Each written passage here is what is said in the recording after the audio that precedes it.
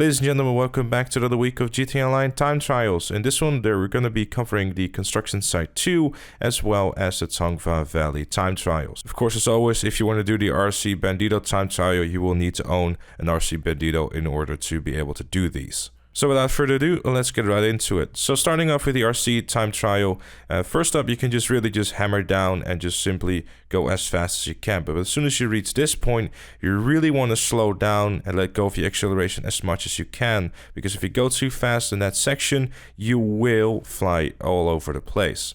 During these sections where you have to go up these construction site bits, make sure to go as slowly as possible and even try to brake during this section right here too.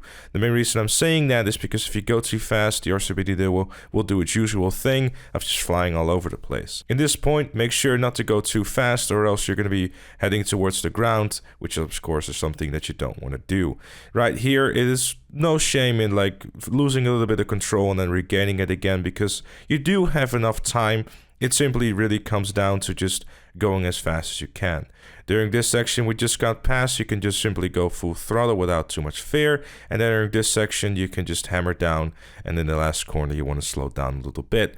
And that is that. 6 seconds to spare in my gameplay. I'm sure you can do better. Next up is the regular time trial, which is Tongva Valley. Now, of course, as always, I'm going to be using a Baddie 801, which is fully upgraded for this one.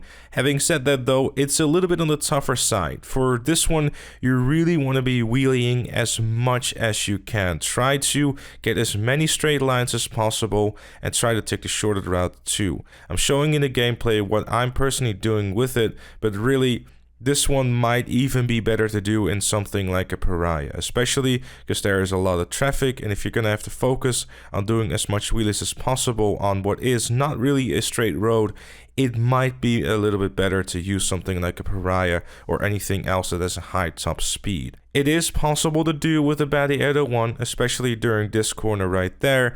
It is a good idea to slow down and not use a brake because the Baddie 801 will be able to take down the corner rather quickly.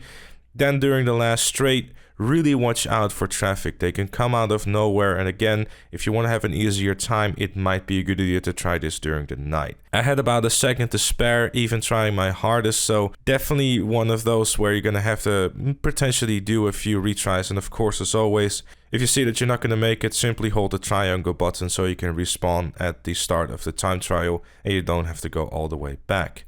Now in the gameplay of the Pariah, you can see that I'm trying to stick as much to the edges as possible.